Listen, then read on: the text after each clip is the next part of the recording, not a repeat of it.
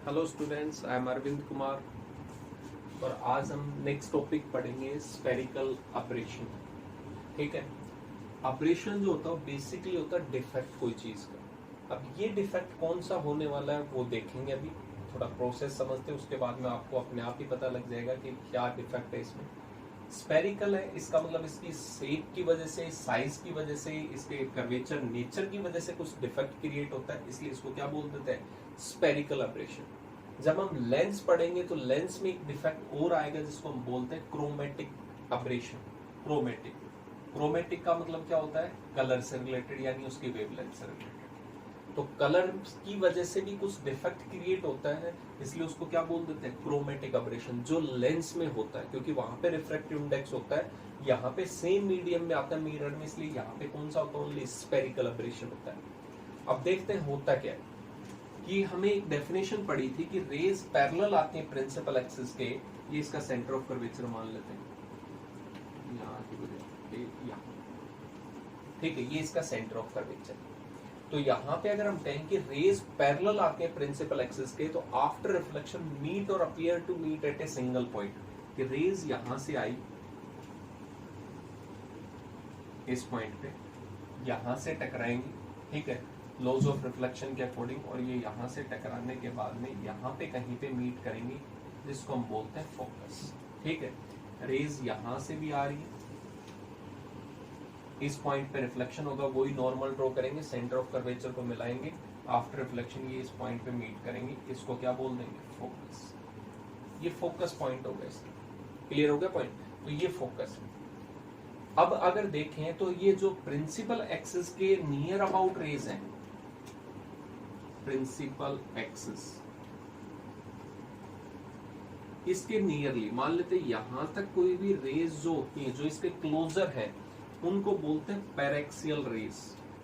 क्या बोलते हैं, paraxial rays, that are very close to principal axis. ठीक है, उनको बोलते हैं पैरेक्सियल रेज। और जो इससे दूर जाएंगे रेज, उनको क्या बोलेंगे हम, मार्जिनल रेज। ठीक है, अब ये मार्जिनल रेज क्या होती है कि यहाँ पे जब हम नॉर्मल ड्रॉ कर रहे होंगे सेंटर ऑफ कर्वेचर से, तो एंगल ज्यादा बनेगा, एंगल ऑफ इंसिडेंट कर्वेचर की। जब आप नॉर्मल ड्रॉ करोगे इस पे, तो एंगल ऑफ इंसिडेंट जाता है, तो रिफ्लेक्शन भी क्या होगा, ज्यादा। तो ये रेज इस फोकस पे ना के यहाँ पे मीट करती है। यहाँ से जो साइज की वजह से ज्यादा दूर जा रही है इससे प्रिंसिपल एक्सिस से, वो रिफ्लेक्शन के बाद में एक अलग ही पॉइंट पे मीट करती हैं, जिनको हम फोकस बोलेंगे अकॉर्डिंग टू दैट। इसका मतलब यहाँ पे जो बीच में रेज होंगी वो थोड़ी यहाँ पे आएंगी, कोई यहाँ पे आएंगी, कोई यहाँ पे। तो इसका मतलब क्या हो गया कि साइज की वजह से, इसके बड़े साइज की वजह से जो रेज जो है पैरेक्सिल से दूर जो होती है, वो अपना अलग अलग फोकस बनाती है इस प्रिंसिपल पे। तो इसका मतलब फोकस जो एक शार्प पॉइंट ना हो के क्या बन जाता है, एक लाइन बन जाता है। ठीक है, तो अगर ये लाइन बन गया है तो जो इमेज बिल्कुल आपको शार्प, जैसे कई बार होता है कि आप बोलते हो वीडियो क्लास में ब्लर हो गया, तो इसका मतलब ऐसा ही, फोकस जब शार्प नहीं होगा तो इसका मतलब क्या होगा। कई बार आप इमेज में भी देखते हो कैमरा वगैरह में कि जो क्लोजर होता है, जिसका हम फोटो ले रहे होते हैं, वो पर्सन क्लोज होता है, बैकग्राउंड जो होता है वो थोड़ा ब्लर हो जाता है। तो इसका मतलब उसका दूर से जो फोकस नहीं बन पा रहा उस केस में, तो कैसा हो जाता है, ब्लर। तो यहाँ पे जो साइज था इसका, बड़े साइज की वजह से जो मार्जिनल रेज हैं जो दूर थी प्रिंसिपल एक्सिस से, वो एक पॉइंट पे मीट नहीं कर पा रही। अगर ये सारी रेज रिफ्लेक्शन के बाद में इसी पॉइंट पे आ जाती तो फोकस शार्प होता, जो इमेज बनती वो बिल्कुल क्लियर बनती है आपके सामने, कोई ब्लर नहीं होता उस केस में। लेकिन यहाँ पे मार्जिनल रेज की वजह से क्या होगा, यहाँ पे अलग अलग फोकस होगा। मान लेते हैं वही एक ऑब्जेक्ट था, ये जो रेज है वो यहाँ पे उसकी इमेज बना रही है, ये जो बाहर वाली रेज है ये यहाँ पे और भी ज्यादा होंगी, वो यहाँ पे कोई यहाँ पे। तो इसका मतलब वो इमेज कैसी होगी, आपको ब्लर दिखाई देगी, शार्प नहीं दिखाई देगी, बिल्कुल क्लियर नहीं दिखाई देगी। जैसे हम फोकस को एडजस्ट करते हैं कैमरा वगैरह में, तो इसका मतलब ऐसा नहीं हो पाएगा इस केस में। तो इस डिफेक्ट को due to its spherical shape is called spherical aberration. जो फोकस में डिफेक्ट आ गया उसी को हम क्या बोलते हैं, स्फेरिकल अब्रेशन कहते हैं। क्लियर हो गया कि जो हमारा फोकस था वो लाइन की शेप में आ गया, focus becomes in the shape of line, not a point, due to the defect of its size और sphere shape is called spherical aberration. तो हम ये कह सकते हैं the defect produce at the focus and focus becomes a line instead of a point due to its spherical shape of the mirror is called spherical aberration। उसको हम spherical aberration कहेंगे। Clear हो गया पॉइंट। तो यहाँ पे ये case था। तो इन रेस को जो बाहर थी, दूर थी, इनको हम बोलते हैं ये वाली रेस जो इसके पैरेलल थी, एक ही पॉइंट पे था, तो उनको पैरेक्सियल रेस जो पैरेलल थी। बाकी जो दूर होती है ज्यादा उनको बोलते हैं मार्जिनल रेस। क्या बोलेंगे? Marginal rays. ये यहाँ पे भी होंगी, इधर भी। जैसे मैं कहूँ कि ये इतना मिरर था, तो बीच में जो इतने एरिया में आ रही थी वो तो शार्प फोकस बना रही है, लेकिन इससे ऊपर जो आ रही है या इससे नीचे जो आ रही है वो अलग ही फोकस बना रही है। तो इस डिफेक्ट को हम क्या बोलते हैं? Spherical aberration. चाहे ये कॉनकेव में हो या कॉन्वेक्स में।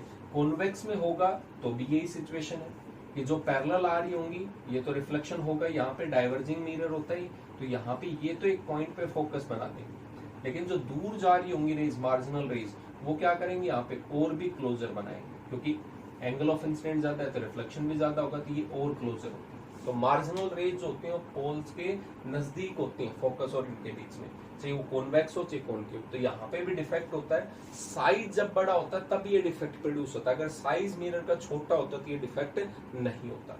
अब नेक्स्ट आता है कि चलो ये हो गया, अब हम कैसे इसको डिफेक्ट को रिड्यूस कर सकते हैं, रिमूव कर सकते हैं? तो मेथड्स देखते हैं इसमें।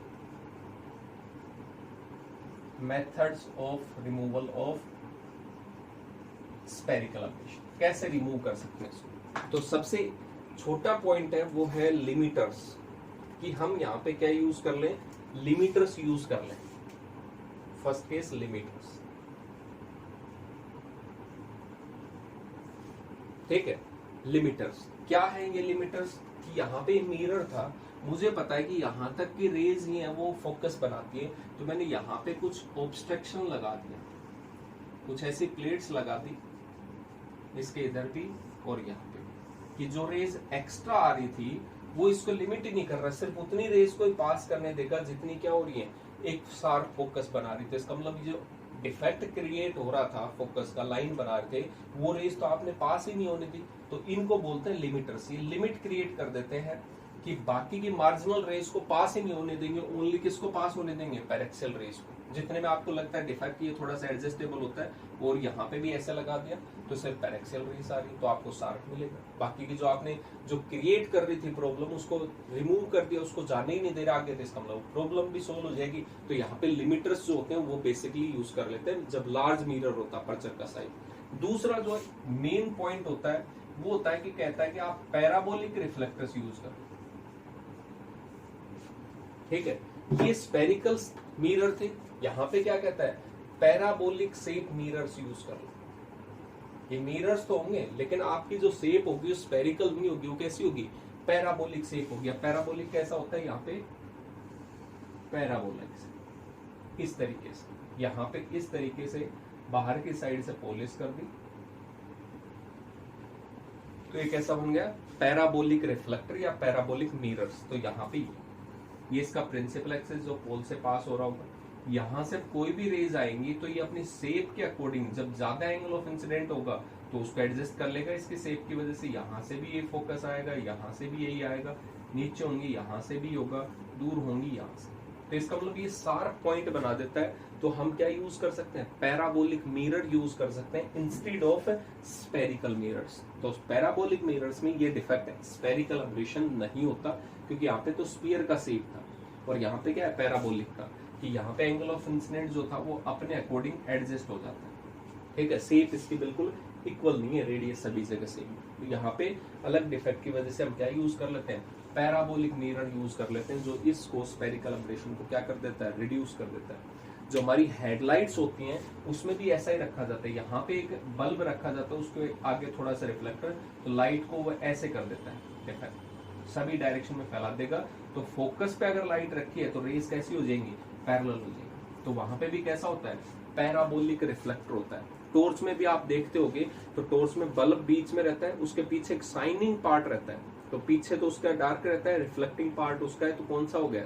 कॉनकेव हो गया, लेकिन वो पैराबोलिक होता है। यहाँ पे बल्ब जलेगा तो लाइट इसके पास में जाएगी, यहाँ पे भी, इधर भी, इधर भी, तो वहां से टकरा के, क्योंकि फोकस से लाइट आ रही तो रेस कैसी हो जाएंगे? पैरेलल, तो वो हमें एक स्ट्रेट बीम देगा, इसलिए इनको सर्च लाइट्स में भी यूज किया जाता है, ठीक है। तो स्फेरिकल मिरर की जगह अगर हम पैराबोलिक मिरर यूज कर लेते हैं तो इस डिफेक्ट से हम आसानी से इसको रिमूव कर सकते हैं, ठीक है। और अगर आपके पास में ये ऑप्शन नहीं है पैराबोलिक का, तो आप लिमिटर्स यूज कर सकते हो, उससे भी स्फेरिकल एब्रेशन को रिमूव किया जा सकता है। तो ये हमारा पॉइंट था स्फेरिकल एब्रेशन का। Thank you, have a nice day.